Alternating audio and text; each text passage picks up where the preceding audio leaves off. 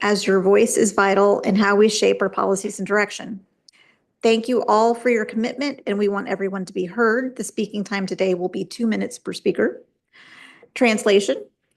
We will be using simultaneous interpretation to prevent interruptions to our speakers. If anyone in the audience needs or requires Spanish language interpretation for this meeting, please notify LAHD staff to obtain a headset. Those who are in person that do not speak Spanish will also need a headset for English interpretation. For those on Zoom that require interpretation, please select the appropriate language interpretation using the globe-shaped interpretation button, but only when you require it. Otherwise, please tune in to the main audio channel. For example, if you are in the Spanish language interpretation channel and there's a public comment in Spanish, you will need to switch to the main audio to hear it in Spanish and vice versa. With that closes item 1. We're now going to item 2, which is roll call. I will ask our guest city attorney, Michael Heinrichs, to please take roll. Committee Chair Michelle Espinosa-Coulter. Here. Vice Chair Zarita Jones. Here. Charlie C. Absent. Debbie Chen. Absent. Jennifer Gaeta. Absent. Taylor Holland. Here. Zella Knight. Absent. Nancy Lewis. Here. Jacob Lipa. Absent. Alma Morales. Absent. Laura Raymond. Absent. Leilani Reed. Absent. Crystal Romero. Here. And Daniela Solano. Here. Thank you. Item number 2. Item number 3, public comment. Again, thank you to those of you who have joined us to speak. Speakers are allowed up to 1 minute on specific items and up to 1 minute for general public comment for a total of 2 minutes. We will start with in-person public comment, followed by those who are joining us virtually on Zoom or by phone. Let us proceed with in-person public comment. Yes, Joe Donlin, and it indicates general public comment.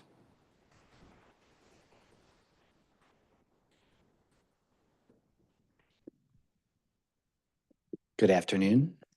It's just this side of the room, I guess. Joe Donlin, Director of United House LA Coalition.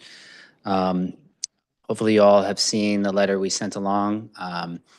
The point that I just wanted to lift up is that there's been a lot of critiques and attacks against Measure ULA. And as we've noted in our letter, we've analyzed and will continue to talk through and look at those critiques, but we have major concerns with some of the research that's come out recently that has tried to make causal allegations around ULA's impact. And, we see this as, something that, is sparking some conversation, and we welcome dialogue.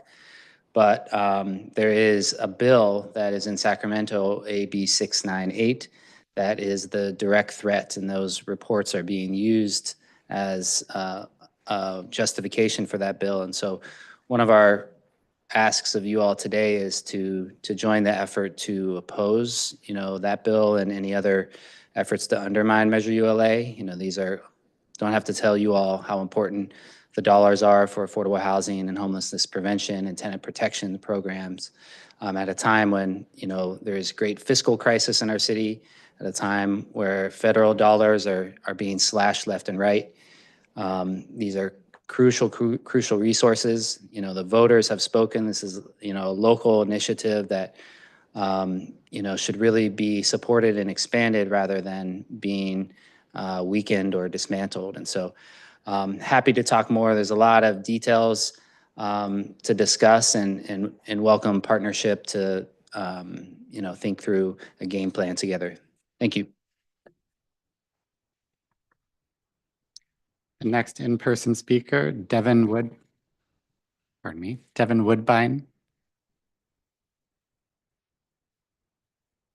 Hello, I wanted to talk about the housing department's rent division.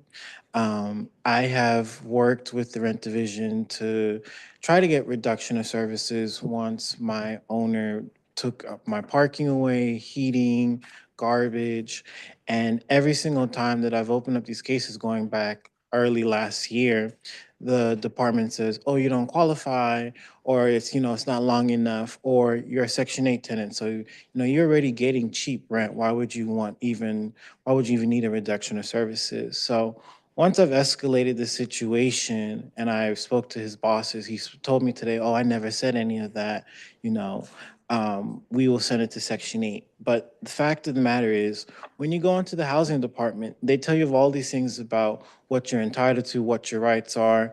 And when you try to exercise them with the housing department, they don't actually work. I'm constantly having to fight to just even get them to admit that these things are occurring and getting pushback. He says, why should I have to do that when when I go into their offices and they say that this opportunity exists?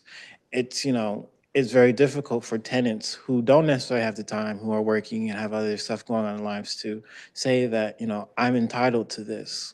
I think it's something that needs to be discussed, especially with Measure ULA, where we're going to give more funding and opportunities, but are they really going to follow those ordinance? Thank you. We have no more in-person speakers listed.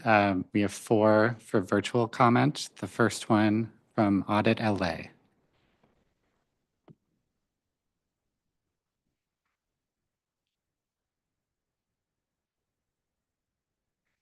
Audit LA, if you could either press *6 if you're appearing by phone, or use the unmute function to speak if you're appearing by Zoom.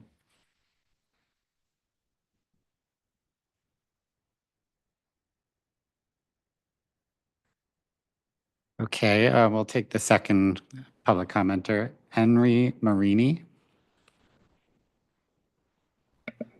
Yes, hi, can you hear me? Yes.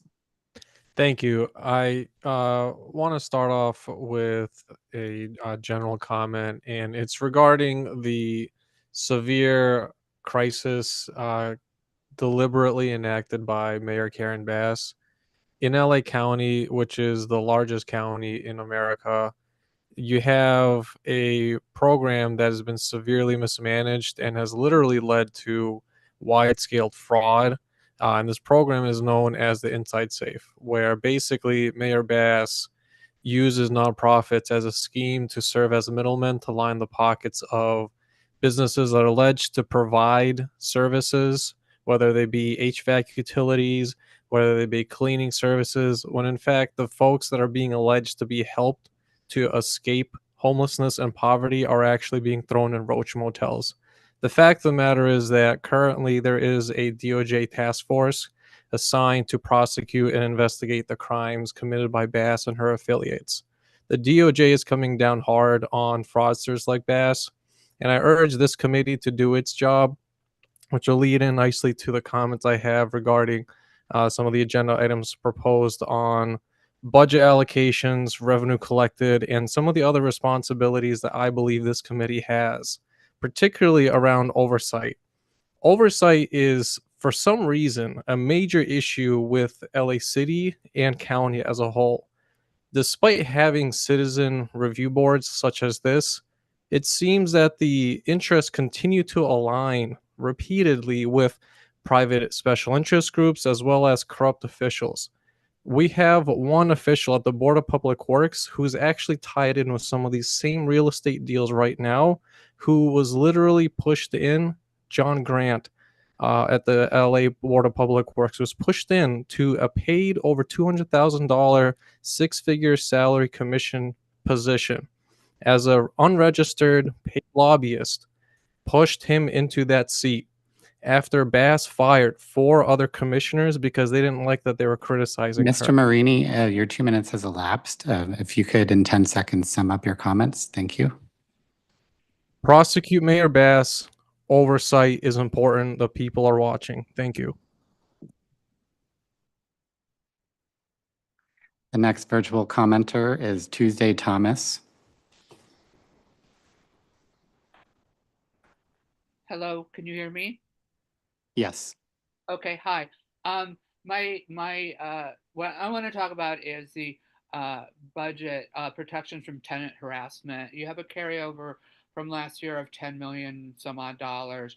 Nothing's in the expenditures for 24 to 25. You have encumbered balance of over $3 million, and a remaining balance of over 6 million, almost 7 million. For the last year, have been constantly harassed by a landlord. I'm 62. I'm disabled. I am trans. I have utilized LAHD. 2 anti-harassment letters were sent. Amenities have been taken away. LAHD has done nothing. I am in hell. Just even today, I was verbally assaulted by her in my hallway. These landlords know that there's nothing that's going to be done to them. I am in an RSO, rent control unit, and I'd like to know, is it protections from tenant harassments or protections to harass tenants? Where's the money? What is happening? How come I cannot get any help? All I get are different people at LAHD. And the minute she replies to anything and she says, I have a lawyer, you all back down. You all don't even investigate. I've had instances where I have proof that she's lied, where she's admitted in emails she's lied, and you guys do not do anything. I am in pure hell, and there's so many other people in this loophole. Where is this money going to? Spend it on actual protections to stop landlords from harassing tenants. Listen to us. When we send you proof, don't back down from the landlords. LAHD is becoming known to be for the landlords, not for the tenants, and it's a sham. And those are my comments, and I need help. And I am so tired of living in fear. I have physical disabilities and mental disabilities. I live in fear every day of being homeless for the last year from this woman that I have proof. I have videos, I have documents, I have emails, hundreds and hundreds in Google Drive. Thank you, Speaker Thomas. Your 2 minutes has expired. Thank you. The next virtual commenter is Brad West. Hi there, folks. I'm going to be speaking on general public comment and item number 9. My name is Brad West. I am with the Supportive Housing Alliance, which is a coalition of a dozen supportive housing developers across Los Angeles. Just wanted to bring up a couple issues regarding item number 9 with the loan limit, description of some of the programs. One is that for the housing preservation programs, we need to be able to explicitly say that it needs to fund projects that aren't not just funding projects with immediately expiring affordability covenants. The reason why is because a lot of our buildings have affordability covenants of 55 years or more, and buildings need preservation dollars, need rehabilitation dollars 25, 30 years into their lifespan, even though they might be 25 years away from an affordability covenant expiring. So that's critically important. I thought this was going to be part of the program guidelines when these got initially proposed. It seems like it's getting lost in the mix, so we need to be really explicit about that. The last comment I have is on the operating assistance program. It's far, far too low. $2,000 a year or $4,000 maximum over 2 years is not going to make a dent in things. Just amongst our 12-member portfolios, we've seen a rise of insurance premiums of $19 million. Out of just 6 of our portfolios that we analyzed, 5,000 units of affordable and supportive housing units will be completely depleted of their operating reserves by the end of next year due to high insurance costs, which continue to persist and in fact have gotten worse in the aftermath of the fires. This is just not even close to where it needs to be to actually make a dent and actually impact so we can maintain these community assets and keep housing people who are formerly unhoused. So I sincerely hope you review these pieces and make amendments to them. Thank you very much. Thank you. The next virtual speaker is Maya Daniels. Hello, Citizens Oversight Committee. My name is Maya Daniels. My pronouns are they, them, and I'm the current policy associate with the Trans Latina Coalition. For this 2025-2026 fiscal year, our organization has 2 policy priorities that we have been advocating for since late last year. Our first would be the TGI Wellness and Equity Initiative, a $3 million ask of the city to invest into transgender, gender nonconforming, and intersex-led and serving organizations throughout the city of Los Angeles. Our second ask is to create a housing subsidy fund of, at a minimum, $7 million using the ULA funds. This fund would be meant for transgender, gender nonconforming, and intersex people, seniors, folks with disabilities, the formerly incarcerated, and also immigrants who don't qualify for other housing programs and services at the city level. Breaking down the $7 million fund, if we give each person $600 a month, we can reach 800 people. But I don't know personally who can live in the city with rent costing $600 a month. We could double that at $1,200 a month, and that would serve 400 people. But I personally believe making this fund larger than $7 million would be the best course of action. But we are asking for a minimum of $7 million. We've met with the city council members and their teams, and they are aware of our asks from the city and are seeking to work with the Citizens Oversight Committee in implementing this housing subsidy. I've had some difficulties getting into contact with COC members and would love to get some emails to further touch base and meet to see if this housing subsidy idea is possible to be implemented. You can contact me at mayad, MAYAD, at translatinacoalition.org. That's mayad at translatinacoalition.org. TRANSLATINACOALITION.org. Thank you so much. Our last virtual speaker is Chichi Navarro.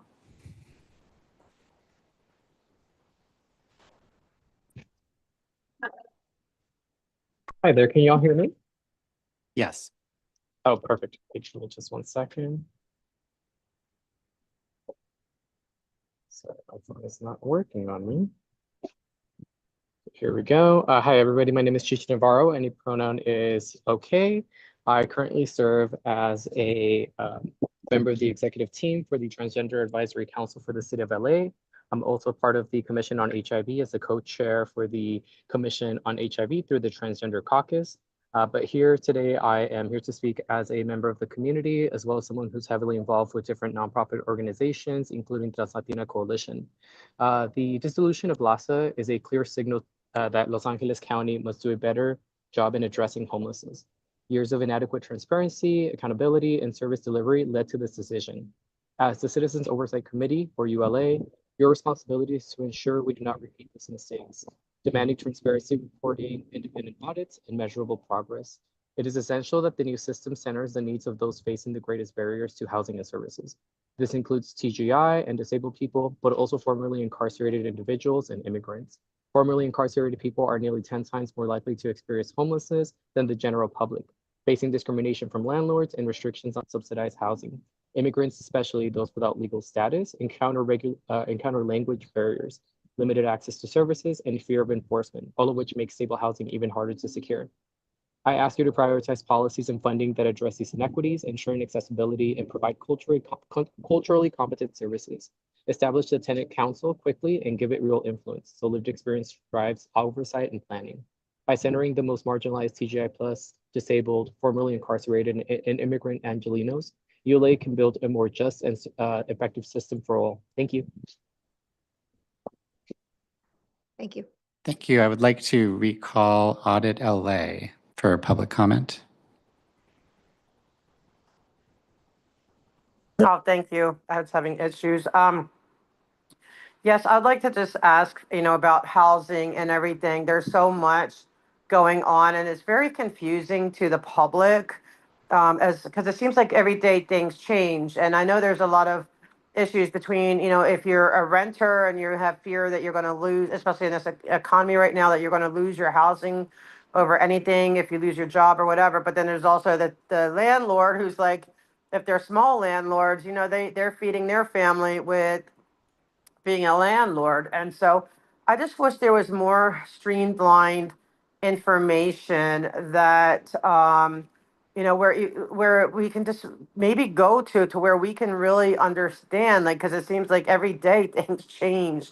And I am an advocate in the community. I deal with, the abuses of Scientology and how they treat the unhoused and the fact that they have so much space that they could help and they don't.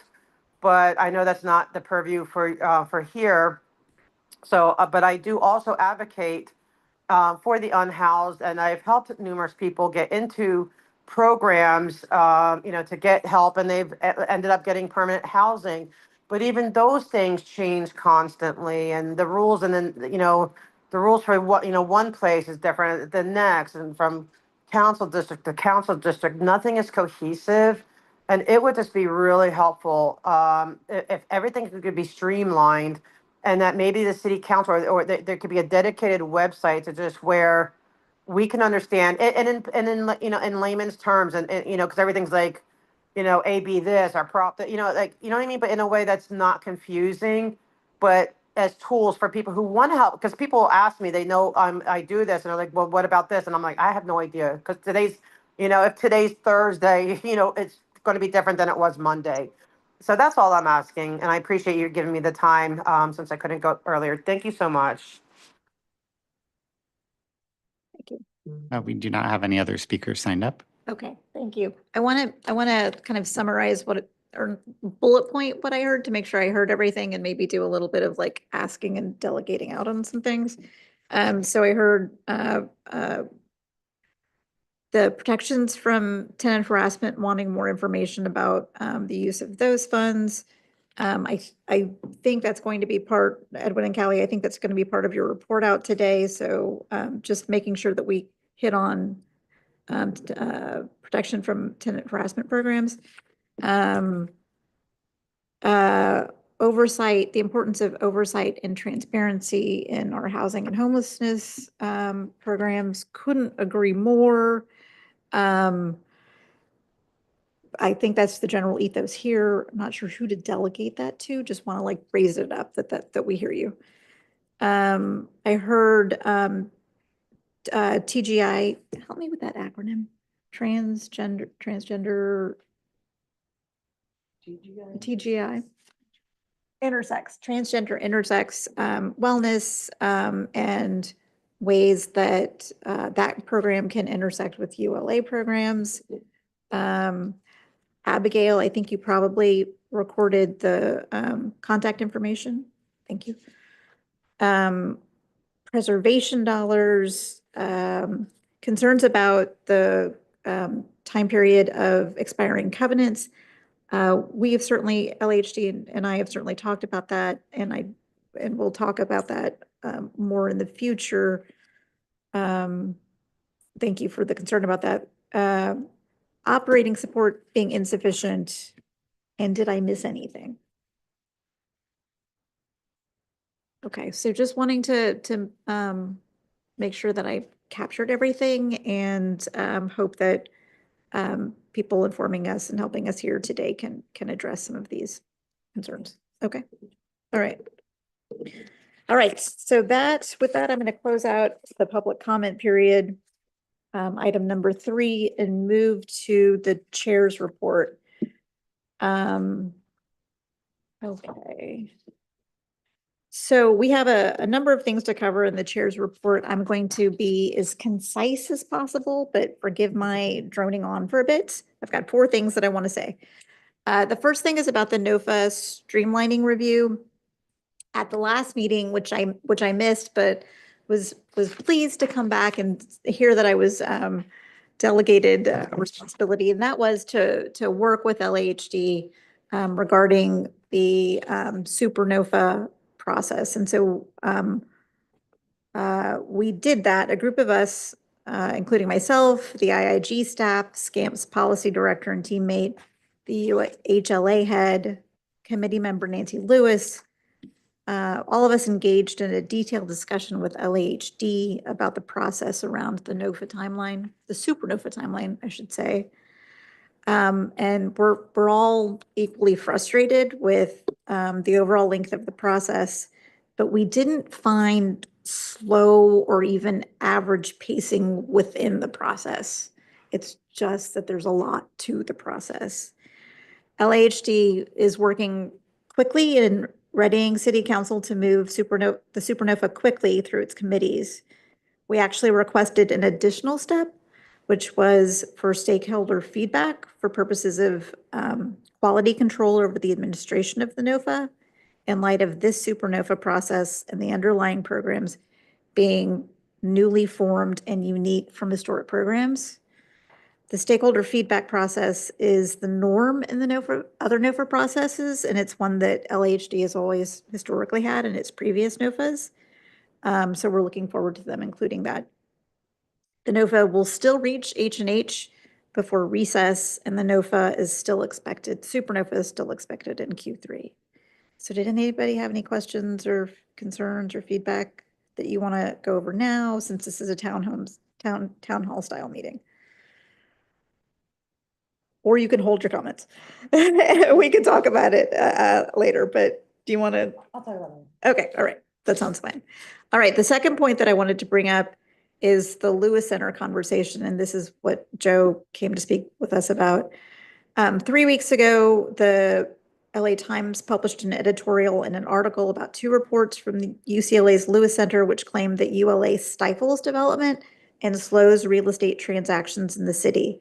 The Lewis Center has been roadshowing the reports at ULI, and we understand that the reports are informing legislative proposals at the state level. As part of our due diligence, ULA head Joe Donlin, SCAMP's policy director Jackson Loop, and public counsel representative Greg Bonnet and I met with the deputy director of the Lewis Center for regional policy studies and 3 of the 4 authors of the 2 reports criticizing ULA, namely Shane Phillips, Mott Smith, and Mike Manville. The purpose of the meeting was to share perspectives and start a dialogue. Some of the perspective was about methodological choices. Some was about the prematurity of the reports when taxes have been in place for less than 2 years. And some was about the absence of non-unit production related results in the analysis, like rental assistance and tenant legal protections. We committed to an ongoing dialogue about how we can help each other in the program evaluation process, and we look forward to re-engaging these researchers in the future and providing more data upon implementation of the full and permanent programs. Okay, any questions about that meeting with Lewis Center? Go ahead. Just related to that, if now is the appropriate time to take it up. Will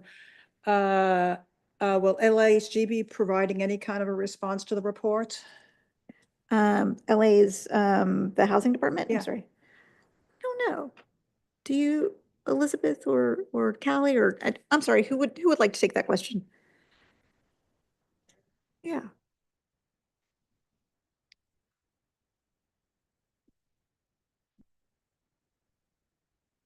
Okay, can you all hear me? Mhm. Okay, Callie Hardy with LAHD. Yeah, so we've taken a look at that report. We share, we definitely take the findings seriously, but also share a lot of concerns that the chair raised, and are, in particular concerned about the period of time under which the analysis was done, and want to, express caution around drawing real conclusive results around the impact of the measure in our early years. We want to be able to continue and engage in looking at the impacts, participating in longer term analysis as well. But basically continue to monitor that and really proactively work to provide information on the positive impacts of ULA, including highlighting a lot of the work that's upcoming that we'll talk about in the meeting today. So yeah, just like all of you, we're really committed to ensuring the success of the program and want to continue to engage on all fronts on that matter. So, yeah. Thank you. Mhm. Are we aware of any other studies that are in process looking at ULA at this point, or will the Lewis Center be performing subsequent analyses? I am not aware of any additional reports. I'm going to ask maybe Jackson or Joe. Jackson is nodding his head no. I don't see Joe. Where did Joe go? So we're not aware of any new or updated studies or that are being conducted around ULA. that I think can be part of the dialogue with the Lewis Center about how we can work together on a future study. ULA, the Lewis Center actually was one of the authors and distributed the 2022, I'm going to get this wrong, the 2022 report that backed ULA prior to it going to and being voted upon. And so, Jackson, is that a true statement? Okay. So it's certainly a topic that they've reported on a couple of times, and I think we would certainly be, it would certainly behoove all of us to revisit and update conclusions. Okay, thank you. Go ahead. The screen. Okay. So this is, I understand, obviously, we're critiquing the prematurity of the study. It's only been 2 years, and I understand that. As just for clarity, has LAHD right now, as of this point, released an official statement somewhere? I'm just saying because I feel like timing is also essential. While that's a hot topic, maybe having a response published out there somewhere, it would reflect better, saying like, we hear this, but, you know, also consider the time that this has been taken. I just think that would be a good thing to be on top of, you know, that's just, yeah. Yeah, we haven't published anything. We can take that back to the team. Okay, yeah, just a suggestion, thank you.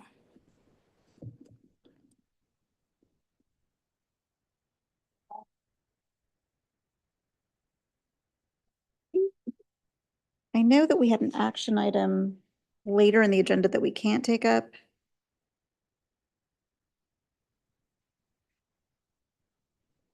Oh, that's just Crystal's appointment. Apologies.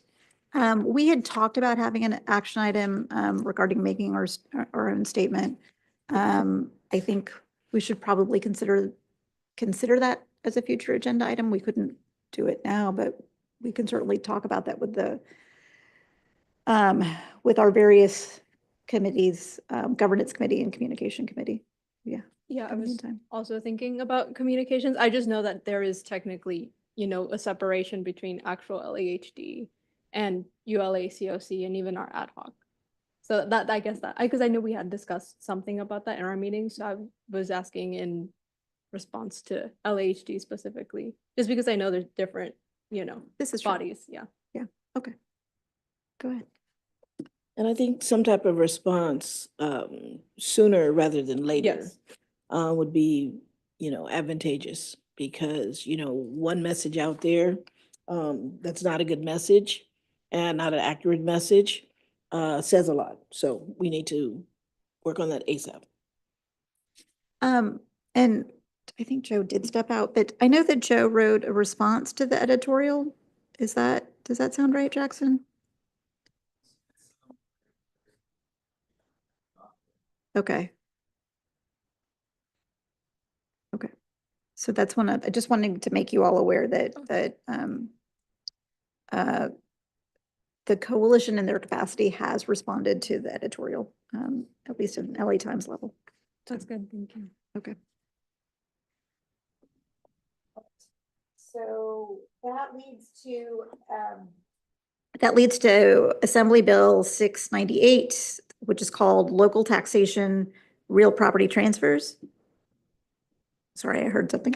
This is authored by Buffy Wicks, and I'm daylighting our desires to sit down with State Assembly's LA delegation.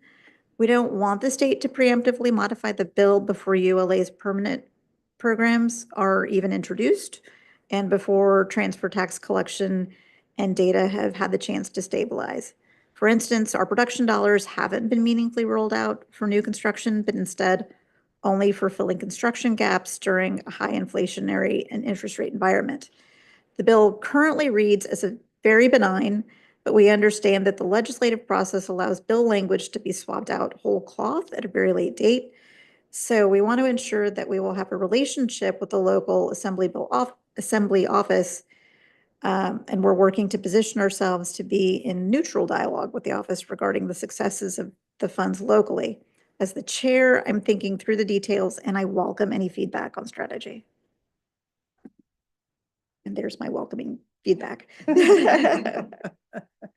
All right, so folks are going to think about that. We're going to work together. Okay, that sounds good. The final item in the chair's report is the Form 700 deadline has been extended. I think it was April 1st and now it's been extended to June 2nd. So please, please, please get those in, because if you don't get those in, there are fees and charges, and fees and charges can rack up to $600, and you don't want to have to pay $600 for doing your duty as a citizen. Okay, all right. And that concludes item number 4, the chair's report. So we're going to move on now to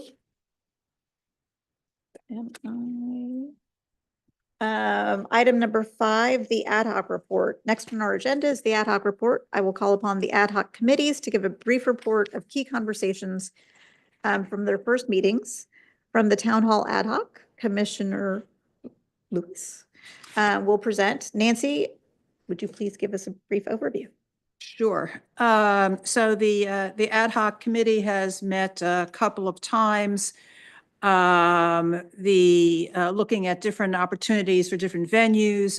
Currently, the committee is most in favor of hosting the town hall at the Irvin Magic Johnson Park Community Center, which is located in Willowbrook, and I'm told is a beautiful brand new facility, large, very spacious.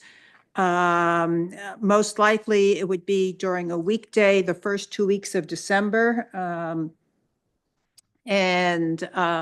Because of their own procedures, we're not actually able to make a formal reservation until early June, but we hope to nail it down then. In addition, we've been talking about other organizations that we might invite to be part of a town hall resource fair at that time. So. Thank you. And for the communications ad hoc, I do believe that Commissioner Solano is giving the presentation today. Yes. So from our last meeting back in March to our meeting today in April, the communications ad hoc has met 2 times, and we've discussed the following within those meetings. First, we've talked about aligning LAHD's communication resources with the COC's communication resources. I think that alliance would prove fruitful. We've also talked about developing press statements, press release process for the COC so we can engage with the media, really get ourselves out there in our mission. We've also talked about working again with LHD to include the interim ULA branding on all ULA funded materials. We think it's good to have our image fully cemented. And we also talked about using media campaigns to market and promote ULA programs and the COC's activities, whether that be through even social media or anything else brought in that way. Great. Thank you. Thank you. And then Taylor, I think you're taking on the governance ad hoc. Yes. So from our last COC meeting to now, the group has met 2 times and has started discussing through some potential edits to the bylaws to help streamline workflows, as well as we've engaged some folks from the coalition on navigating guidance on member recusals and conflict of interest issues, and hopefully giving commissioners some more clear guidance on when that's needed. And the governance ad hoc committee will also be supporting with reviewing RFP for the auditing services when that deadline comes. So more to come. Any questions from anybody? Okay, hearing no questions, that concludes the ad hoc report, item number 5. Moving now to item number 6, the Interim Inspector General report. Now I will invite the team to provide a brief update. Abigail, I think that is you. Yeah, thank you, Chair Coulter. So we only have 2 updates today. First, we wanted to make note that the RFP for auditing services deadline has been extended to May 2nd. So please pass this along to your networks and make sure that it's getting out there. And then, as the chair mentioned, the deadline to fill out Form 700 has been extended to June 2nd, and we're happy to help with any questions about how to fill it out. You also need to fill out Form 60 as well, alongside of that, and all commissioners need to do this. So we're happy to support on that as well. And that is the end of the IIG report. So I'll pass it back to you, Madam Chair. Thank you. That concludes item 6. Item 7, LHD report. That's what we're all here for. So let's, I think, Callie, you have the podium.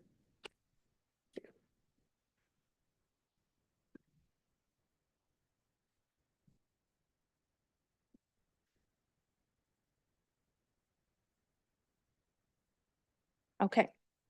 Good afternoon, committee members. So my name again is Callie Hardy, Senior Housing Planning and Economic Analyst with LHD, providing you all with today's update. And as I think most of you know, last Friday was Greg Good's last day with the city. So moving forward, just so this committee knows, I'll be your main point of contact on all things ULA with the department and look forward to providing you with these updates moving forward. So first with our regular revenue and expenditure report, starting with our revenues. As we've noted in past meetings, we continue to see a strong upward trend here in terms of ULA revenue collections. Looking at March receipts, that came in at over $32.8 million, bringing our total for this fiscal year to just over $320 million.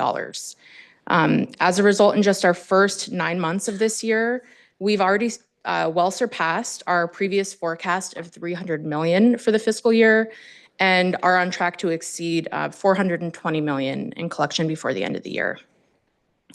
And then in all, since collection began back in April of 2023, our total revenue to date is now nearly $632.6 million. Which is, of course, a substantial amount of revenue for affordable housing and homelessness prevention that we would not have had here in the city were it not for the voters' approval of ULA. So just want to note that. Moving on to the budget to actuals report. So we have information available through the end of March. And in response to the request from the committee members last month, we've added information here on the encumbered balances in addition to our regular updates on expenditure activities. And to guide your review, I would just note that encumbered balances reflect funds that have been encumbered through executed contracts and closed loan agreements, but don't necessarily reflect funds that have committed to projects that have not yet closed on their loans. And that's particularly relevant when we review the affordable housing programs. So funds allocated to the multifamily affordable housing program are starting to be spent down, as we've noted, as the multifamily Accelerator Plus projects begin to move through construction and close on their awards. As a reminder, and so that's what's not reflected on this slide, last year we issued awards for a total of $55.9 million to a total of 9 projects. And most of those projects are moving forward.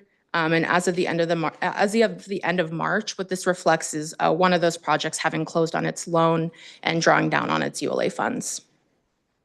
And then the remaining projects that are in Category A are continuing and are all approaching completion of their construction, and at which time we'll start to see those reflected on this report as well. And then, as we've discussed in past meetings, we have not yet started spending down in the other affordable housing program categories. And of course, we'll be talking about an update today later on the agenda around the updates for the Notice of Funding Availability, or NOFA, for several of those programs. Callie, I'm sorry, can I interrupt you with a question about the multifamily? So does that mean, so if only one of the transaction has started drawing down funds, that means the units haven't TCO'd yet? That's correct. Okay. Yeah. Some of them, and then some of them, the ones that haven't started construction yet, will close on their ULA loan when they close on their construction. I'm sorry, can you repeat that? Yeah. Yeah. It'd be better if you just gave them. Hi, I'm Elizabeth Selby. I'm the Director of Development and Finance for the Housing Department. So for those projects that received an award of the Accelerator program, for those projects in construction, they will most likely close on their ULA loan at the time they convert from construction loan to perm loan and take the ULA funds at that time. So they are in construction right now, and they are moving toward TCO, CO occupancy and conversion. Do you happen to know the rollout, the TCO expected dates on? Off the top of my head, I don't. I've actually been to the project, so I can visualize how far along they are, which is pretty far along, but I don't have a number to share with you on whether they're 80 or 90% complete. Okay. For those projects that were in pre-development and received an award, they are at various stages of pre-development, but they will close on their ULA financing at the same time that they close on their construction debt. So some of those projects are moving toward construction loan closing now. Okay, thank you.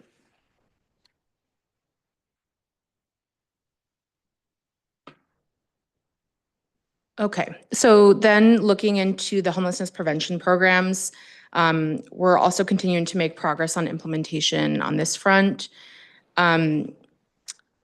Moving to the income support program. So we launched implementation of the interim income support program in February and are actively spending funds in this category.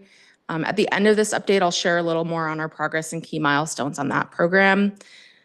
We're also continuing work under the eviction defense and prevention program. This is largely being spent through our contract with the Legal Aid Foundation of Los Angeles, or LAFLA. I'd note for that unencumbered balance that's shown here, we actually have a motion currently pending with the City Council that would encumber that remaining balance on their contract as well. I believe it's scheduled for City Council tomorrow. Under tenant outreach and education, we have largely spent down our funds on our existing contract with LeGrant Communications and are continuing our work and are seeing drawdown on the contract with LAFLA and their subcontractor Liberty Hill for the outreach and education activities that are being funded by this program. And then lastly, to touch on the protections from tenant harassment program, I know we've reported on the past several meetings that we are looking and are anticipating starting to draw down on these funds more in the coming months now that we've completed our staffing and should start seeing more progress. The latest update that I have from staff is that, or maybe just to back up a step, so that program includes funding for outreach and education under the eviction defense contract, legal representation for the Tahoe cases, and then LHD and city attorney staffing and program costs. So we have, and it's just, I believe there's an accounting lag. It's not showing on this report yet, but we have expended some funds there since the last report was issued and are anticipating continuing to show drawdown on those funds now. It's just been a process of really ramping up that program. And I think in future meetings, we'd be happy to provide a more detailed update on that program. And then finally, we're steadily spending down on our ULA administration budget. And what's reflected here under the COC budget, I just highlight, we completed our contract execution with the Interim Inspector General team last month. That was adding funding to the contract for this fiscal year. And we're gonna anticipate continuing to draw down on those funds. Okay, so later on in this meeting, as you all know, we'll have updates and discussion on two very important areas of work that are underway, namely the fiscal year 25-26 expenditure plan, and then of course the Supernova. But apart from those efforts, we've been very busy making progress on a lot of other areas as well, and are coming up on some key ULA milestones that I wanted to share with the committee. In particular, as I alluded to, we've been making progress on implementation of the interim income support program, which launched back in February.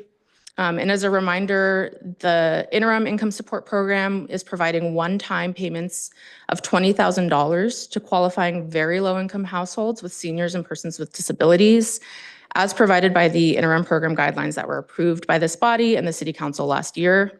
I have updated information as of this morning that 237 participant households have received their payments, of which 7 went directly to their landlord to cover rental arrears, and then the remaining 230 received those payments directly.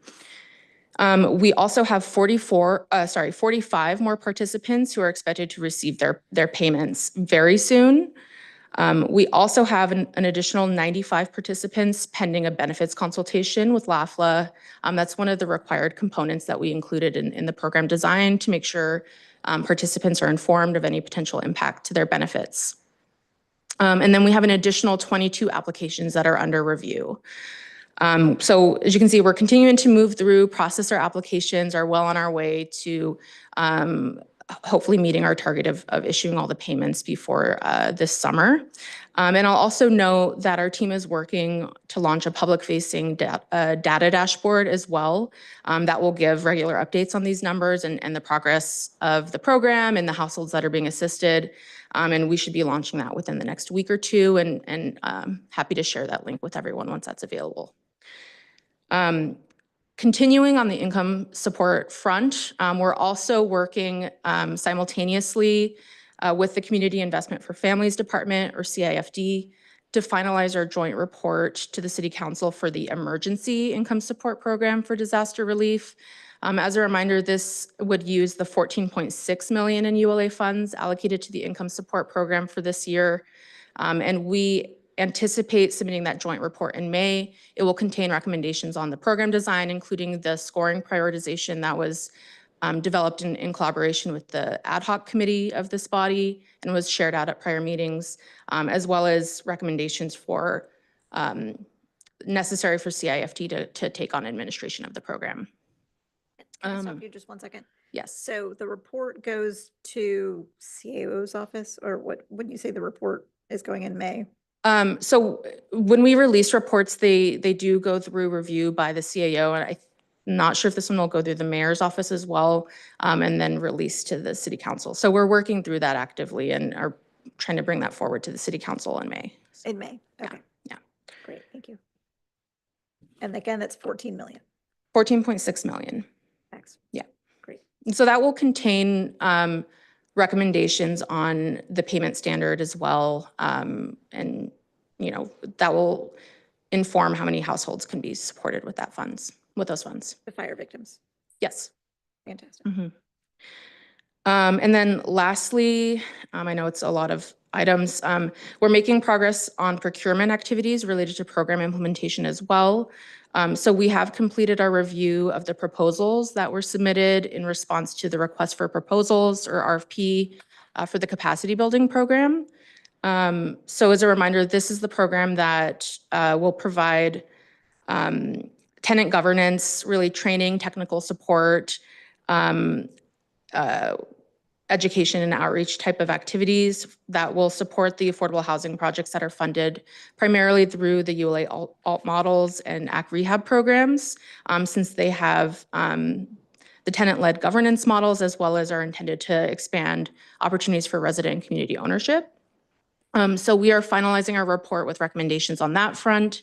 That will also go through the city council for approval for us to move forward with executing the contract with the selected contractor, and are looking to have that out in the next couple of weeks as well. And then additionally, on the RFP procurement front, we've completed an internal draft of the RFP for the small NOAA fund administrator program that's currently being finalized through review with this relevant offices that review that, and are expecting to release that sometime before the summer. And so, of course, that's going to request applications for qualified organizations to serve as our fund manager for that program. So with that, that's my update for this item. I'm happy to answer any additional questions. Do you all get all that? You guys have been busy. That's amazing.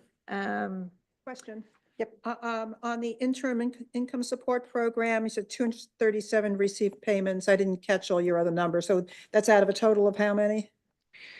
So we have In total, I believe the program should support approximately 500 households based on the total budget and the $20,000 payment amount. So we're still reviewing applications, and we have additional applicants who are identified as potentially eligible who are still working through the verification process as well. So we may have additional folks coming through the program. And the consultation regarding the impact on benefits, do you have any sense as to what percentage of people, of applicants may be falling out as a result of that, or whether this benefit, how big a problem the benefits impact is? I don't have that data with me right now. But we are, I think we've shared in past meetings, we are also doing an evaluation component to this program and looking at, as part of that evaluation component, what the impact of the benefits consultation was on the participants, and basically surveying each of the participants and understanding what their outcomes were based on that component. So we definitely will know more, but I can see if we have like any numbers on that and bring that back at our next meeting too. Thank you. Sorry, stepping back a second to the staffing in the protections from tenant harassment. I know the staffing plan has been created. To what extent is that changed based on the Monday's State of the Union or State of our City discussion? For protections from tenant harassment, I don't think really at all, because we identified those positions and they were authorized previously. So those are not part of our comprehensive staffing plan. We filled, I believe, 8 of the 10 positions, and I'd have to get back I don't believe that would be one of the ones that would be impacted by the budget. Okay. Anybody else have budget questions? No. Other impacts of the State of the Union on the staffing plan for the ULA programs? If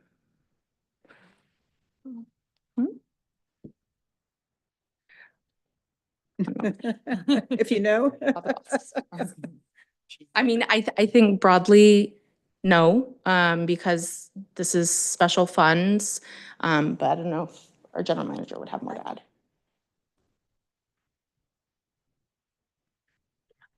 Tina Johnson Hall, General Manager for the Housing Department. Can you ask the question again?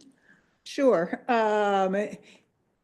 Generally, do you know what the impact will be of the mayor's budget plan and the deficits on ULA staffing? I know you were the part of the staffing plan was to do a lot of hiring in the next 12 months or so to staff the programs. We technically can't speak to the mayor's budget as yet because it's not final. The mayor's budget will not be final, or the budget itself will not be final until June 1st. I can tell you that ULA has been planned for a very long time. And because we are special funded in general, the goal, those funds are used to cover our operating expenses. So there is a carve out within ULA to cover, and we will stay within those boundaries. Thank you. Yeah, and thank you, Tina. Sorry. And I'll just note, we're still working on and fully intend to bring forward that staffing plan and have those conversations too. So, yeah.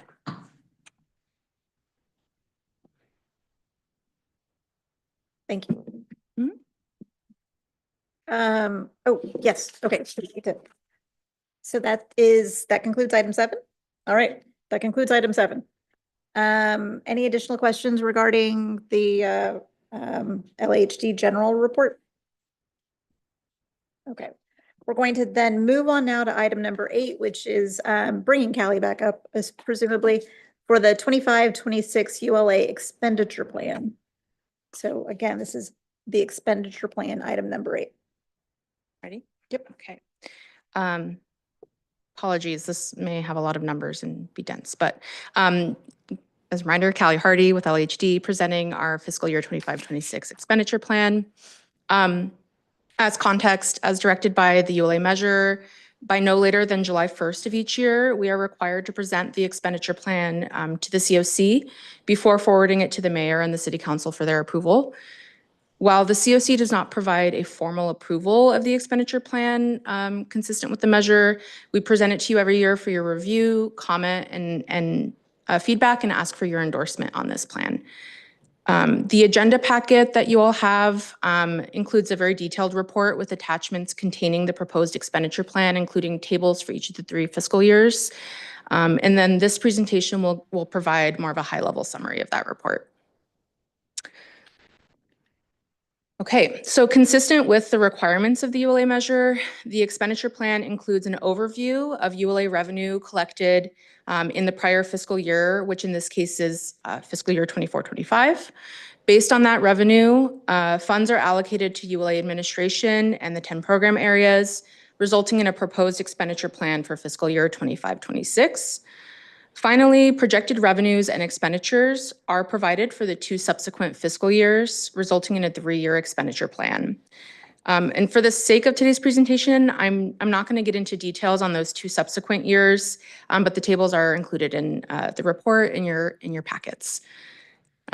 Each annual expenditure plan is determined based on the total ULA revenues that are anticipated to be collected in the prior fiscal year. So basically looking at the total cash on hand at the end of the fiscal year and using that for our planning. And as we'll discuss more in this presentation, this year's expenditure plan will conclude the multi-year funding adjustments or true-up that was necessitated by our initial allocation of revenue back in fiscal year 23-24. So this slide gives a little bit of a snapshot overview of the available ULA revenue for expenditure planning in each fiscal year.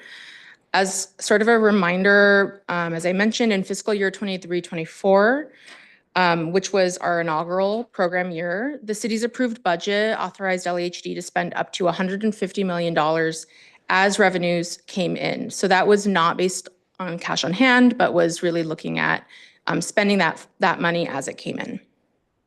For fiscal year 24-25, we approved an expenditure plan that allocated approximately $167.9 million in revenue. That represented the total amount that had been collected since the inception through June 30th of last year, minus that initial $150 million. So looking ahead for fiscal year 25-26, we're anticipating nearly $428 million in ULA revenue to be available for allocation.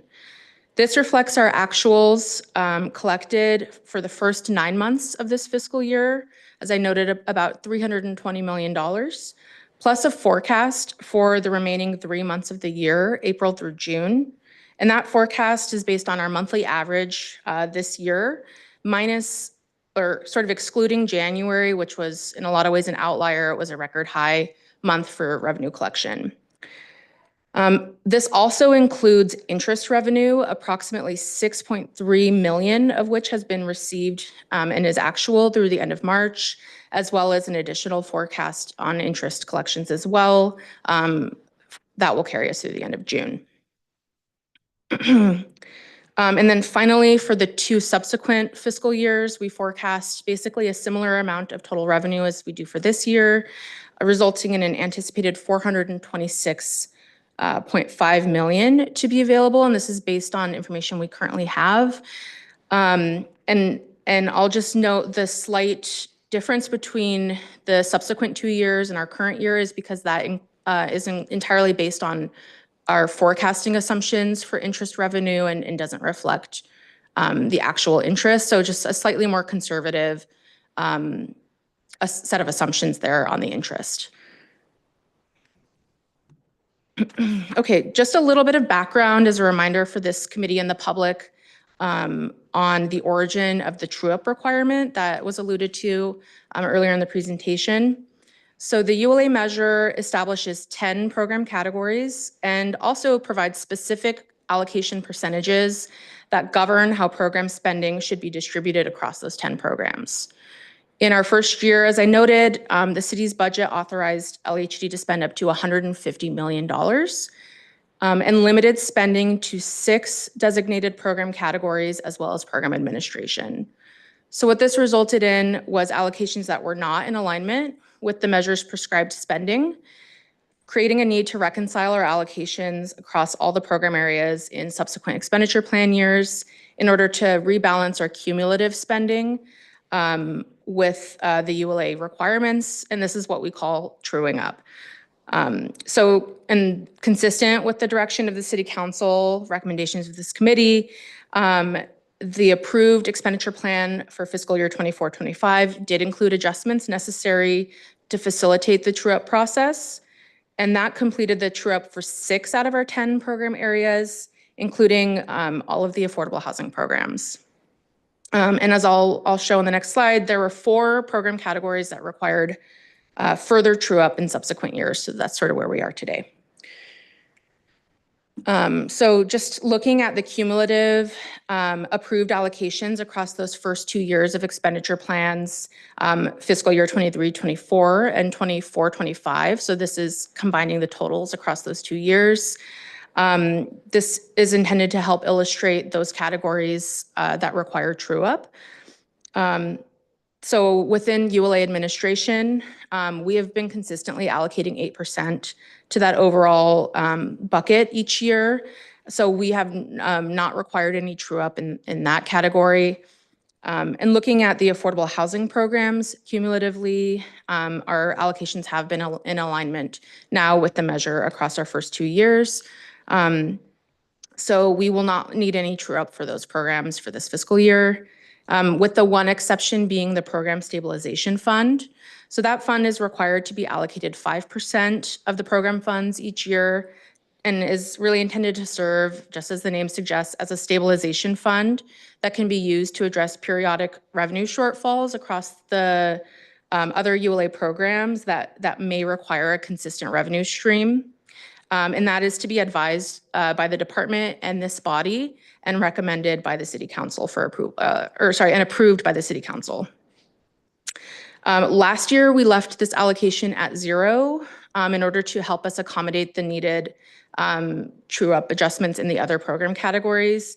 So as a result, we will be doing some true-up in this category this year in order to come back into an alignment with that required 5%. And that will allow us to create our Program Stabilization Fund. Okay, and then among the homelessness prevention programs, 3 out of our 5 categories have not yet completed their true-up. For short-term emergency assistance, as a reminder, this was allocated $30.4 million in the first year. So we were not able to allocate funds to that program last year. And even still, the cumulative allocation for the first 2 years was at 10.4%, more than double the share that's required by the measure. So this does mean that we will continue to see a reduced allocation in this program this year. With income support, we had cumulative expenditures just shy of that 10% required share. So we'll also see a slight upward adjustment to that program this year. And then lastly, the protections from tenant harassment program was also reduced to 0 last year to help facilitate true-up. We're just slightly over where we should be at 3.8%. So we'll have a final minor adjustment there this year as well. Okay, so moving forward into 25-26, looking at the top line totals for this year's expenditure plan. So as I mentioned, this year, very exciting. We have a total of nearly $428 million available for our expenditure planning, which is more than 2.5 times higher than the revenue that was allocated last year. And consistent with the requirements of ULA, out of this total, 92%, or about $393.7 million, will go directly to the 10 ULA programs. And then the remaining 8%, or $34.2 million, will go to our admin. Starting with that administration budget, as required by the measure, 3% goes to the Citizen Oversight Committee. That funds things like your Inspector General, as well as other items that you all identify in your annual budget process. For example, your annual town hall meetings, audit, and so on and so forth. And I know you all will be taking that up at next month's meeting. And then the remainder goes to administration costs associated with program support. Includes expenses such as staff costs, as well as things like our systems contracts that help make our programs run.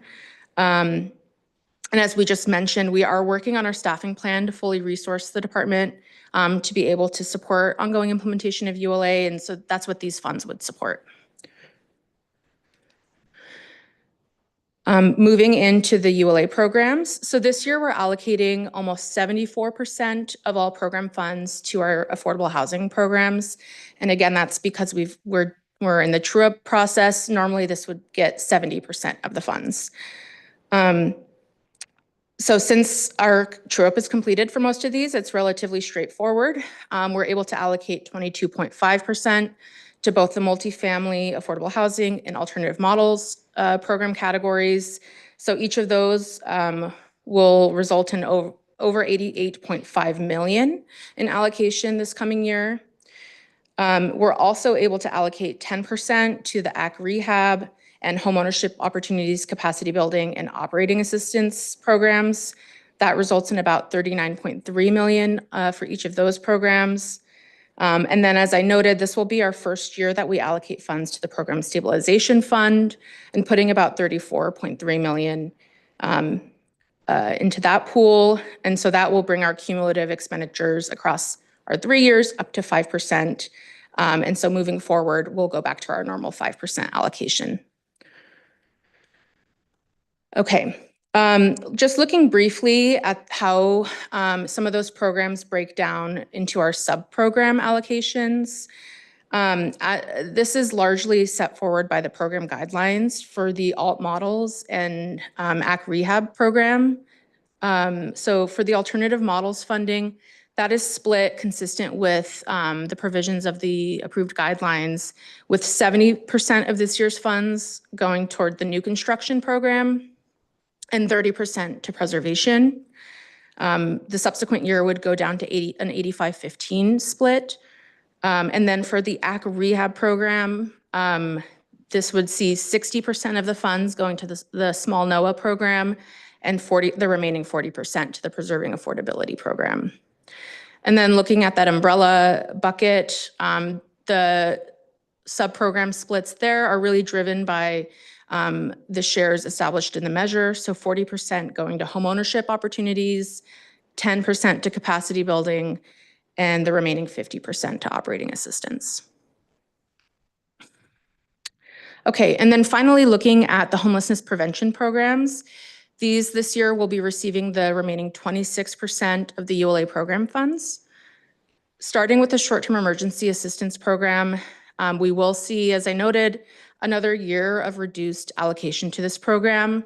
In total, this is about 1% of the program funds will be going to short-term emergency assistance. And that, as I noted, is necessary to complete the true-up.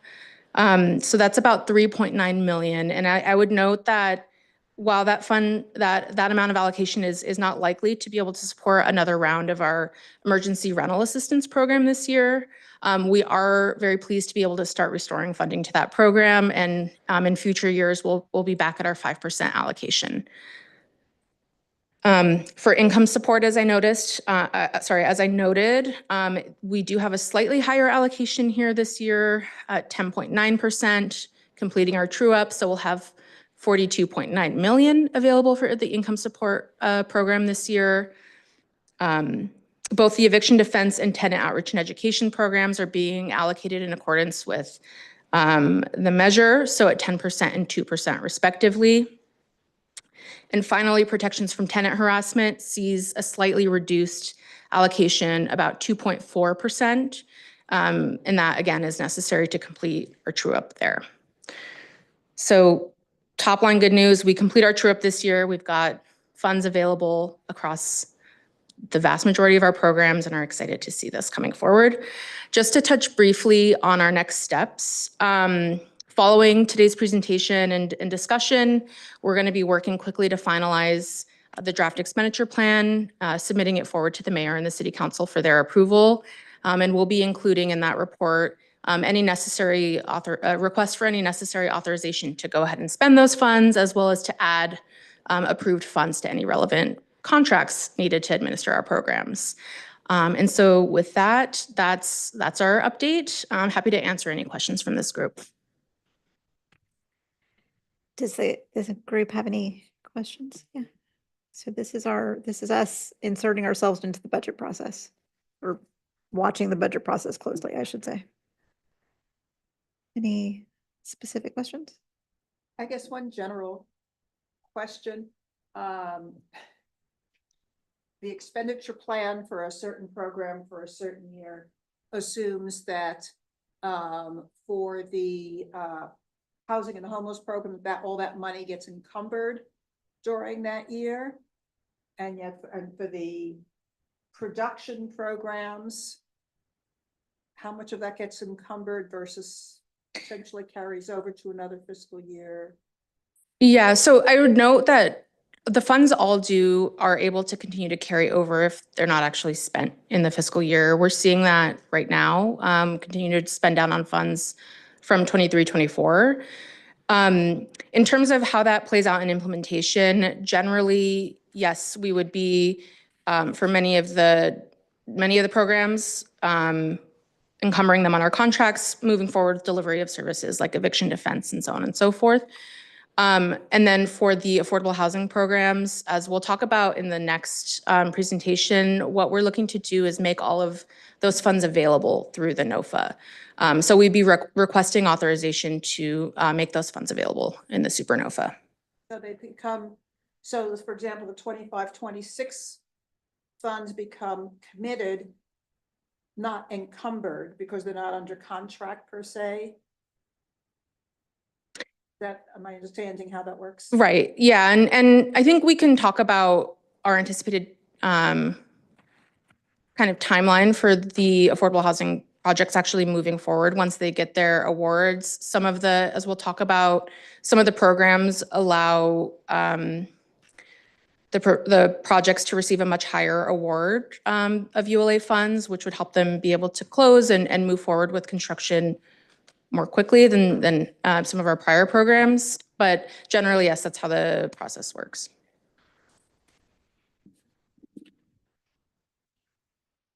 All right, thank you. Thank you. Okay, all right, thank you. So I gather you're staying up there. No? Oh, somebody else. Okay. That closes item number 8. We're opening up item number 9 now, which is the LHD report on Supernova and the proposed loan limits. And for our brief discussion is Edwin. Thank you so much.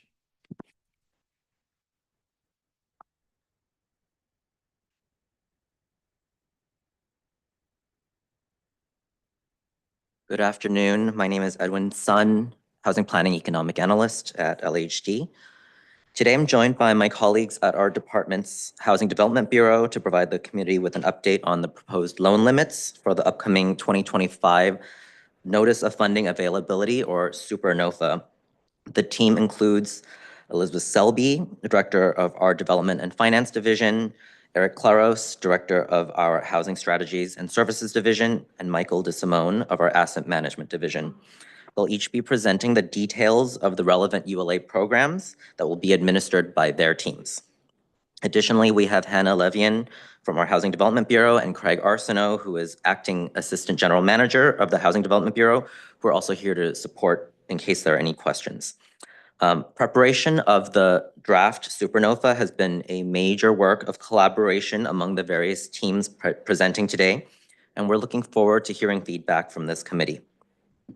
Following today's meeting, we will also be releasing a draft of the SuperNOFA regulations for stakeholder review and feedback. And following that feedback, we will present the NOFA to the City Council for their review and approval, which we anticipate to occur over the summer. I want to start this portion of the presentation by reminding the COC that LHD has historically released just 1 or 2 NOFAs per year, and today we're proposing to release funding for 7 funding programs at once.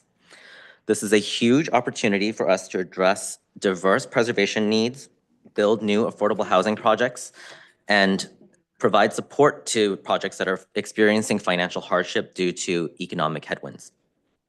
Given this shift, we have an opportunity to be creative about our approach to releasing these funds, and we're proposing to structure the Supernova as one main body of regulations that describe the standards, processes, definitions, and everything else that is shared between the various funding programs. Then there will be 7 term sheets that cover each of the 7 funding programs, and each one will solicit applications. What you see on the slide is a breakdown of the 7 funding programs by area of focus, beginning with the new construction programs, one of which is the Affordable Housing Managed Pipeline, or AHMP, multifamily program, which is utilizing our traditional city-controlled funding sources. And you can see that there are 2 ULA new construction programs shown as well, and we will dive into that later. Similarly, with the preservation programs, there will be 1 AHMP preservation program also utilizing traditional city-controlled dollars, and we will have 2 ULA-funded preservation programs. And finally, ULA funds will allow us to support the operating assistance program for projects in the LHD loan portfolio that are struggling with general operating and cash flow issues. Anticipated available funding. So based on the program allocations presented in the proposed ULA fiscal year 25-26 expenditure plan, we've proposed a summary of the total anticipated funds that will be available for each ULA program in this funding opportunity. The funds reflected here represent the sum of the funds that were allocated and approved in the fiscal year 24-25 expenditure plan. So that's the current fiscal year, plus the proposed funds to be allocated in the fiscal year beginning on July 1st. These amounts are tentative, and they're pending City Council approval of the FY 25-26 expenditure plan.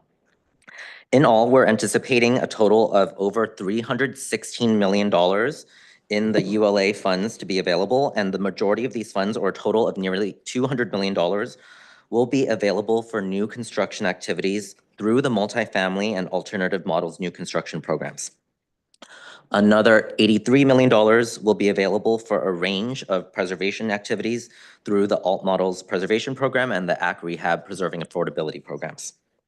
And lastly, $34 million for the ULA Operating Assistance Program. As noted, additional funds are also anticipated to be made available through this NOFA, and those are through the AHMP, the Affordable Housing Managed Pipeline.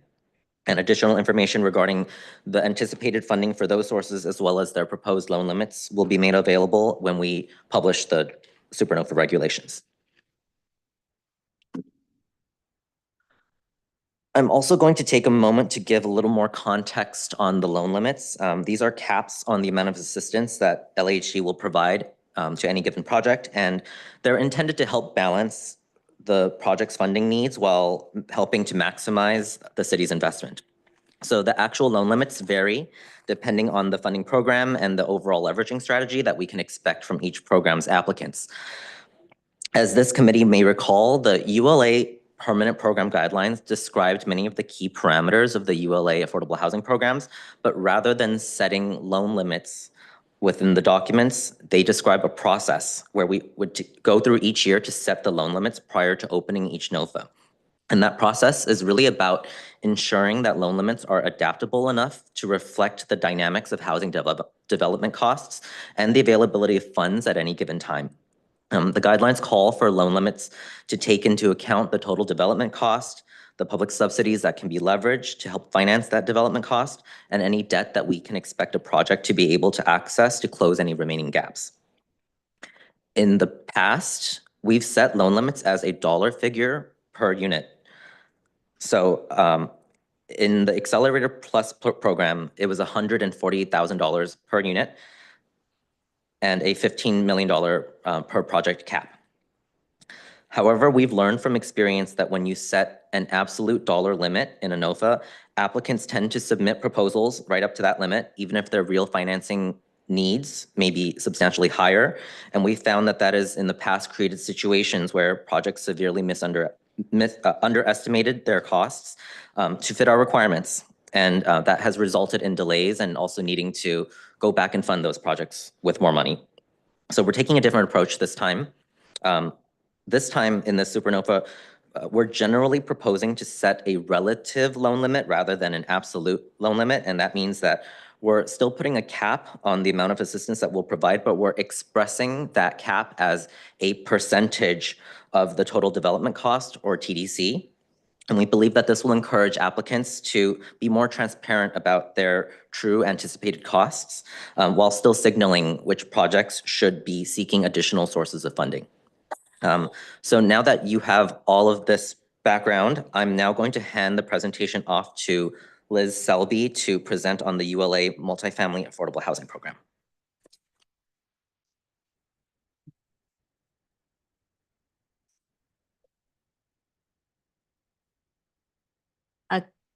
Good afternoon again.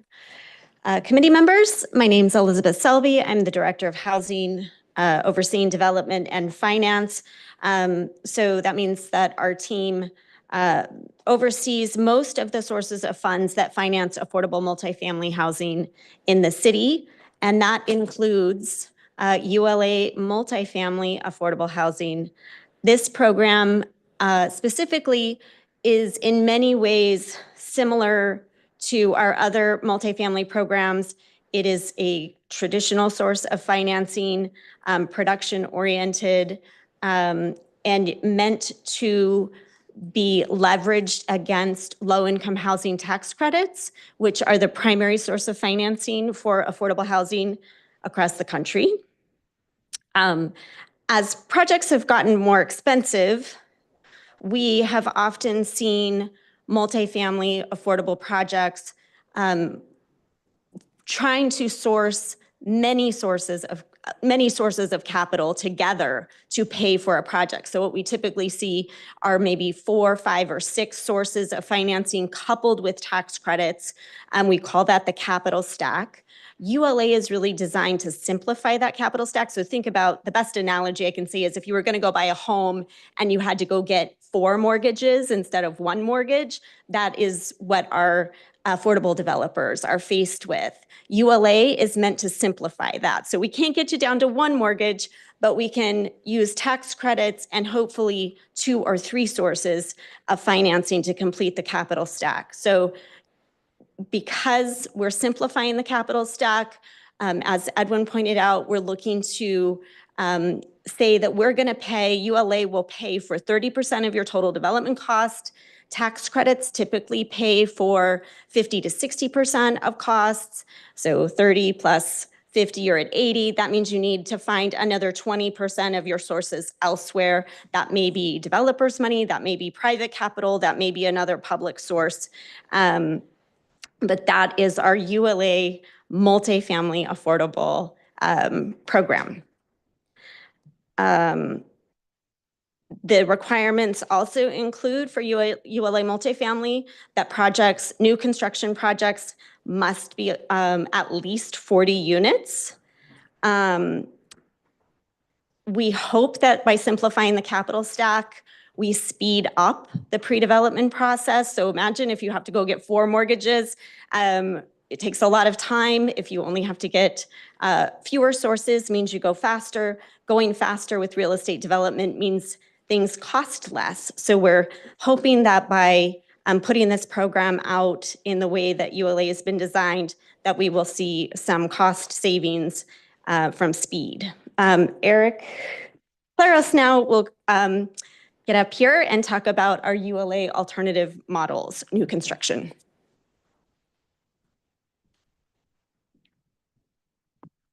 Good afternoon, Commission members. My name is Eric Glados, and I'm the Director of Housing Innovation Strategies at LHD. And so my division will be implementing the alternative models for permanent supportive housing or new construction here. As members of the committee are aware, the alternative models for new construction represents a unique opportunity to create a new model of financing and building permanently affordable housing that is tenant-led, such as community land trusts and social housing. This funding source is intended to support new construction of projects with 40 or more units and other requirements that are in the alternative models program of ULA. There are several components of the program that make it unique, including that this program is intended to be able to be funded at a higher subsidy level with the goal of more quickly awarding funds and entering construction. As such, projects under this funding model are not required to apply for tax credits. They are still eligible to do so, but it's not envisioned that they would. Given some of the program's unique components, we believe that the availability of other public funding sources that could be paired with this program are going to be more limited. Some of those unique characteristics, for example, are the fact that up to 20% of the units can be market rates, and another requirement is that 20% of the units must be at 30% AMI, area median income, or below. And so we believe that the 20% market rate allowance will help offset, the additional costs incurred by the requirement to have 20% of the units be at 30% AMI or low. And as a result of these considerations, we're recommending an approach where the loan limits would allow ULA funds to support up to 80% of the total development cost of a project. In addition to our underwriting process that will thoroughly evaluate the overall project viability, the scoring will consider factors identified in the ULA guidelines, in addition to consideration for overall project feasibility and cost efficiency.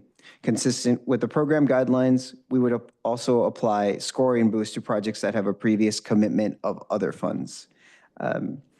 Additionally, this program, as envisioned in the program guidelines, will maintain first scoring priority for projects sponsored by community land trusts or in partnership with community land trusts. I will now hand it back over to Liz to provide additional information on other programs. Hi again. I'm going to present ULA Alternative Models Preservation Program. So as you can see, we anticipate about almost $53 million worth of funds to put toward this project, this pool of projects in its first rollout. The Alternative Models Preservation Program also represents a more flexible pool of funds to support preservation activities. So this source can support the recapitalization or the rehabilitation of existing affordable at risk of affordability loss. So we had a, well, let me continue. Unlike the AC Rehab program, this program does not require an acquisition of a property, and it does not require the project to have expiring covenants. So we had a public commenter earlier today ask for preservation to not be tied to expiring covenants. And we absolutely recognize the immense need for our affordable owners out there to have a source of capital that they can access to make important repairs and improvements to projects, including building systems. This is the source of funds for that. And because it's alternative models and as you'll see, we're proposing a loan limit up to 100% of the costs. We don't expect owners to leverage the funds against tax credits. In fact, likely if you don't have expiring covenants, you couldn't use tax credits to help offset some of the costs. So we're looking at providing all the financing for this program. Potential projects under this pool could therefore include projects that are experiencing financial distress and require funds to stabilize and preserve the project's affordability. Like the Alternative Models New Construction Program, as I said, there's no requirement to pursue low-income housing tax credits. For this program, we're assuming financing the entirety of the cost. The source of funds offers a lifeline to projects with few options within our affordable community to access a source of capital to address deferred maintenance and make capital improvements. And that is the reason we're suggesting or recommending that we finance 100% of costs. There simply are limited resources out there for for owners to access capital to do what they need to do. Also, at being a one-stop shop, we should be able to move more quickly on this pool of money versus others. So I think somebody asked how quickly we can move from allocating the money to spending the money. This is a good example where it should move quickly because we're not requiring developers to go out and source other pools of money. They're simply coming to us to finance their project. I'd like to note that these projects are also expected to have a much lower cost than our other capital funding programs. So even though we're funding 100% of the cost, the amount we spend per project is likely to be lower. You're not going out and buying a building. It's already a building you own. You're simply making improvements.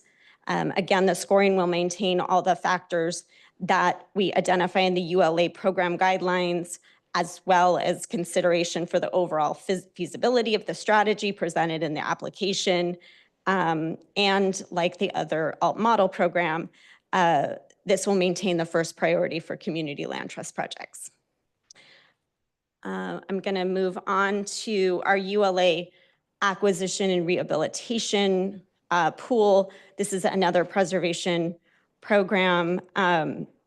This program is intended to support project acquisitions and provide funds to rehabilitate and preserve existing affordable housing projects with expiring covenants. So previous program, there was no requirement to have expiring covenants, but under this program, we anticipate that projects will have expiring covenants and they will also pursue low-income housing tax credits.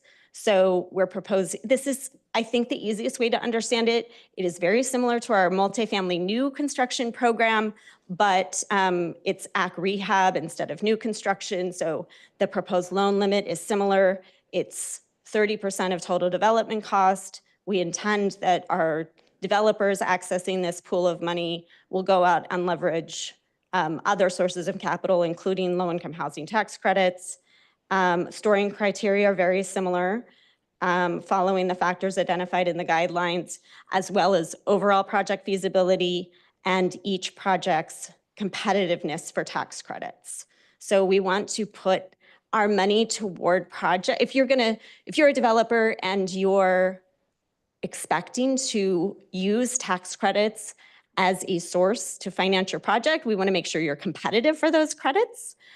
So I'll try to align our program with the TCAC program, the tax credit program.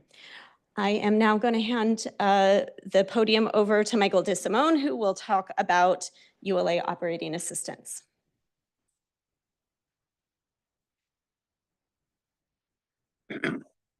Excuse me. Hi, everybody. My name is Michael DeSimone. I'm here to talk about the ULA operational assistance. This is an exciting program for us. We haven't done this previously. I think in asset management, there's many situations where projects aren't cash flowing, reserves are depleted, insurance costs have gone up. There's all these different considerations that we are looking at. Security has gone through the roof. And we have nonprofits and developers coming to us and asking for assistance. So this is an exciting program for us, the $34 million. I think the limits, the way we set this up, it's $4,000 per unit, and that's for a 2-year commitment. So it would be $2,000 per year, up to $4,000 maximum amount. The scoring will be based on the type of hardship that's available. So I think situations where the hardship's more severe, there's other programs we've been doing where we provide, we defer residual receipts. So if we look at somebody and there's a hardship situation, we want to look at the overall thing that we can help them with. So like if we're helping them with operational assistance, we may not do as much here, but we want to do some type of combination when we're scoring these things. And I think this would be also offered at the same time as the other programs. So I think, excuse me, we're anticipating this to be in September. So again, it's an exciting new program. These will be additional loans on the soft debt that's existing on the portfolio. And this would be additional amounts that would be part of those loans. So if there's any questions, anything else I could answer. Any? Can I hop in for a second? So we had a public comment that asked a question in regard to the operating reserve limit, the 2,000 and 4,000. Could you clarify that for that public comment? Or? Sure. So the way we set this up, the $2,000 limit is per year, and the $4,000 limit would go for a 2-year maximum. So then if you took a unit, say like a 100-unit building, that would be, 2,000 times 100 units, so that'd be 200,000. So if you did a 2-year maximum on a 100-unit building, that would be $400,000. And then there's also the emergency $250,000 they could access. So the total amount, say like on a 100-unit building, would be approximately about $650,000. So the idea is to infuse money into a project, but also look for other additional ways they could support the project and not be the only source. You want to go ahead? This is just a summary slide of, I know that was a lot of information. This is just a summary slide to close this out. We're providing numerous different funding strategies intended to support different types of opportunities, and just looking forward to answer any of your questions. I'm going to make one sort of rhetorical statement. So we're talking about getting $317 million out the door in the next 6 to 8 months. So I'm just really excited about that for production, and well, this is for production, but also for preservation. So it's a big moment. Opening it up to questions. Go ahead, Dee. Just for clarification, we're overviewing this before July 1st. That's when it'll be sent to City Council for approval. Is that correct? Or just because We're targeting June 25th to get to the Housing and Homelessness Committee, which will be the first opportunity for the council to consider the supernova. And then council takes a recess in July, and we're hoping to have council consideration, the full council consideration in the first week after council reconvenes from its July recess. All right, I'm just asking because it's so much, so I want the time to look over it and, okay. Thank you. That clarifies my question. Thank you. And I understand that you all are in discussions. They know it's coming. They know these numbers are coming. They've been previewed about the terms and everything. Yeah, so they've seen it. Taylor, okay. I have a whole series of questions. Ask away. Have you done an analysis as to, with these various loan limits, how many units you expect that you'd be able to produce under the various programs?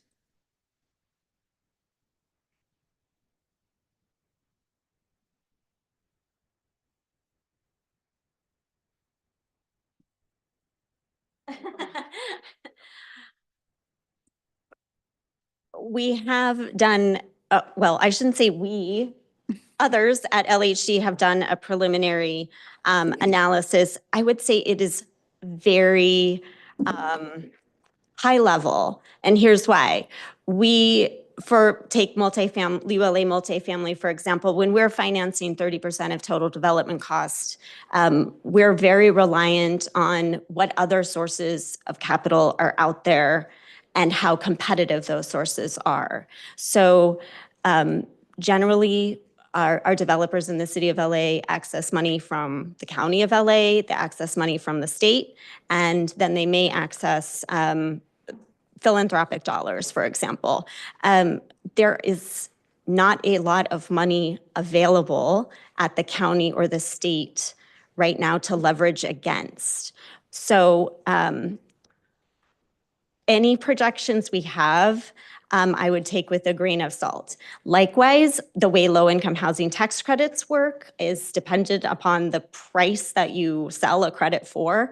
And we've seen pretty dramatic shifts in the prices coming down, which gives less money to developers to build housing. So, for example, we could say with the estimated ULA multifamily budget, an estimated number of units might be in the 380 range, but you know, a lot of these are really new. The ULA program itself is new, so we're going to have some new provisions to work through. So I'm hesitant to like people hear a number and stick to the number, and I'd rather we just test these new programs, and any new housing is fantastic for the city of LA. So, but based on working with the TDC, let's say if, you know, all of the new construction projects were funded at 30% of TDC, presumably you have some figures available as to what average TDC is running, and, you know, you could stick an inflation factor on it and say, okay, this will enable us to fund 380, I could say 380 units, right? But we are in an inflationary market. We are in a market where interest rates are fluctuating. We're also, I mean, we're all aware construction costs as a result of tariffs will be going up. So there are not a lot of factors driving construction prices down right now. We are seeing prices go up. And so when we see construction prices go up, we will see unit production come down. And there's not a concern that stating it this way will in essence be inflationary because, you know, you don't have a per unit limit, you don't have a total TDC limit or a total TDC limit or a total per project limit. I think as it may have the opposite effect of encouraging folks to, you know, God forbid, pad their budget and ask for as much as they think they can get away with. What we have seen historically is people artificially deflate their expectations on how much they can build a project for. They get into construction, they have cost overruns that they have no source of funds to cover, and then they come back to the housing department and ask for us to cover the gap, which I would say we've put out roughly $100 million in the past 2 years, covering those construction gaps, the accelerator program covering part of those costs. So I think, you know, there are arguments to be made for one way versus the other, but we're looking at ways to make sure that our developers feel like they're being as transparent as possible in what their actual costs are. That being said, too, we also understand what people can build for because we see a lot of projects come through the housing department. So it's not that we take them at face value. We do our own underwriting to verify whether or not their numbers are accurate within the market. And is there an expectation that some of the ULA funds would be combined with managed pipeline funds, if there are any managed pipeline funds?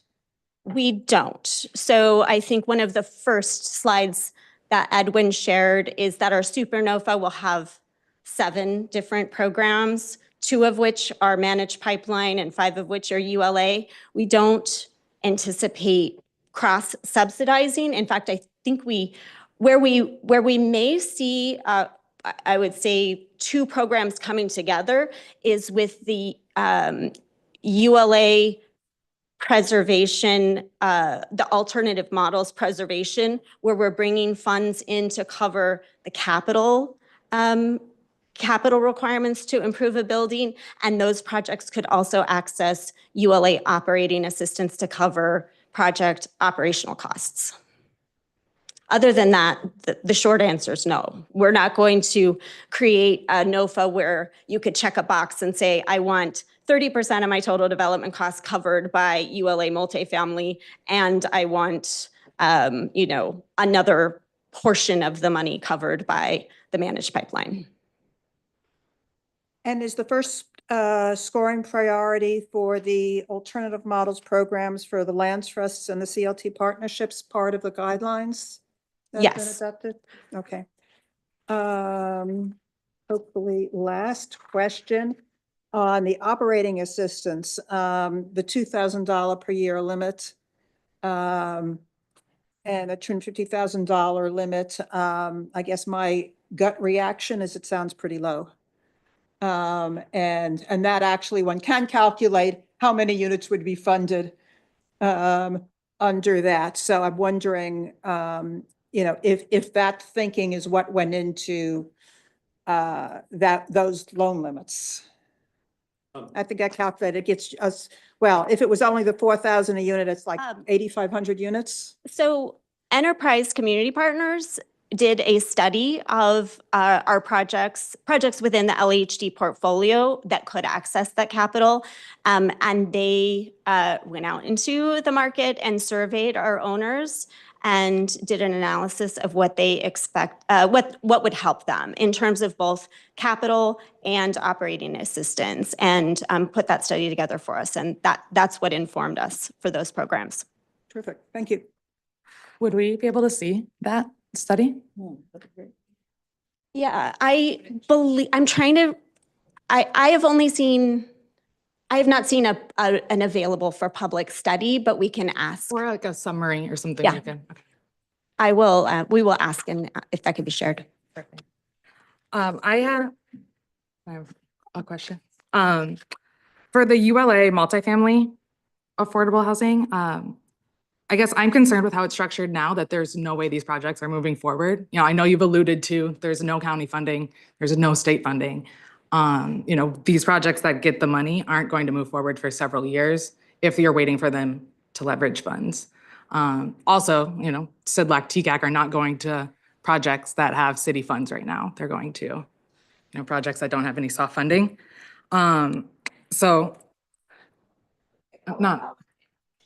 Yeah.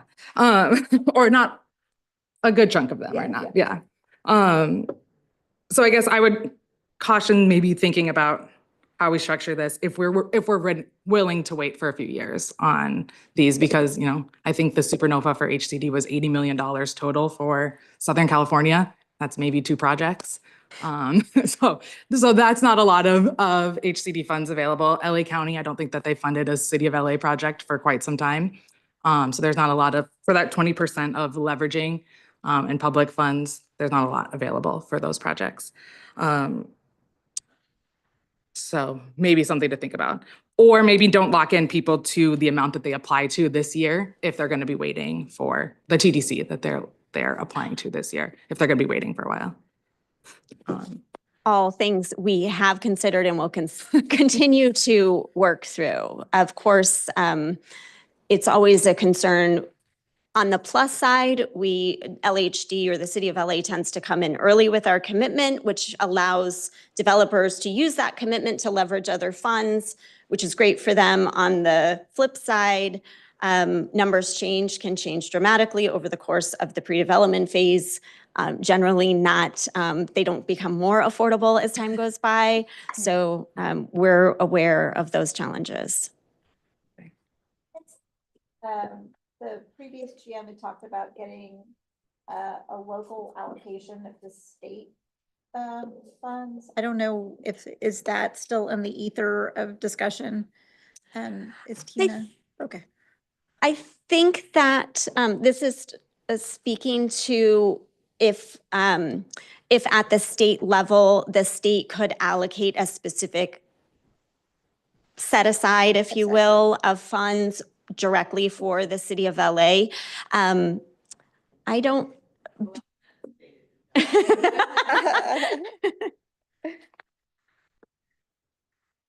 So I should have said I'm the former executive director of CalHFA. So I'm not sure if you're referring to CalHFA or you're referring to the state. I think I'm referring to state programs, kind of the way that, we've got a set aside, a TCAC tax credit, 9% set aside for the City of LA, and we have control over that.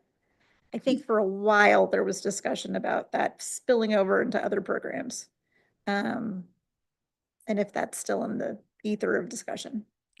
As Liz has alluded to, the environment has changed considerably, even in just the last year. We can go back and take a look at that and reach out to the state to see where they are with it. My guess is that the universe has changed considerably. Some of the things that Liz mentioned include the federal changes, the economy, the entire safety net that used to be called vouchers wiped out generally. So we'll go back, and I think what folks are doing is shifting and pivoting quite a bit from what might have been the roadmap for last year. Is going to look considerably different in the current fiscal year. But we're happy to go back and check and see what's available. Did you want to add more questions? I mean, I think that this is in the guidelines. I'm not sure if this can be changed or thought about, but for the ACT rehab, preserving affordability, the scoring prioritizes competitiveness for SIDLAC TCAC, but that often, I'm sorry, I'm looking at Michelle because Day job. technical Yeah. things. But that often requires you to lower AMIs. And that will, impact existing tenants oftentimes. So I just want to caution against using too much of relying on the TCAC setback, though I realize why, you want to make sure those are funded with LIHTC, but I'm dealing with this right now on several projects where we're like, how can we keep these tenants in place and also get LIHTC? Because You're finding that the tenants their incomes are too high? they're at like 60% AMI based on previous regulatory agreements that are expiring. And now TCAC SIDLAC want to see 50% AMI, and they're just above that. Okay. So, yeah, it's a tricky. Yeah, honestly, when in my day job, I'm seeing them too low, like tenants' incomes are too low. Too low. Yeah. Well, I think for the older, TCAC 30 years ago. True, yeah. The regulations were pushing more higher. And I don't remember. Incomes. I don't remember if the leveraging requirement was in the guidelines, or I'm sure it was, actually. I know there is language in the measure to try to make a priority of keeping people in their units, right? Trying to minimize relocation as much as possible. So I would say exactly to your point of we have to abide by what is in the measure, and there may be challenges with creating a program that is very competitive at the state level with the guidelines. That's a needle we're all working to thread. Yeah. Just something I wanted to flag because appreciate it. Okay. Any other questions for the LHD team? Just comment. I just want to say thank you all for such a extensive report and all of the energy and work that you've put into that. And to stand up here with smiles on your face and be quizzed by us. Thank you. Thank you. No, I second that. Thank you so much for all your work. Okay, so that closes item number 9. We cannot take item number 10 because we do not have quorum. So we are moving then to item number 11, which is a call for future agenda items. What would you like to have us talk about at our next meetings?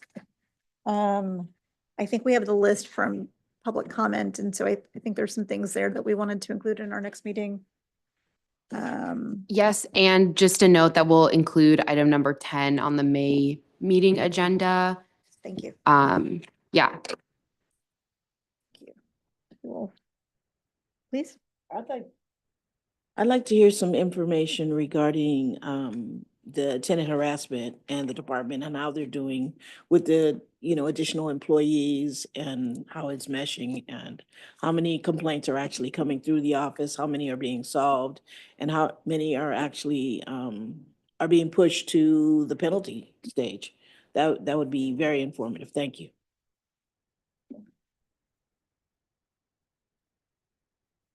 All for agenda items? Okay. I think that concludes our agenda, and our meeting is now adjourned. Thank you so much. Yeah, thank you. And for all of the folks at home.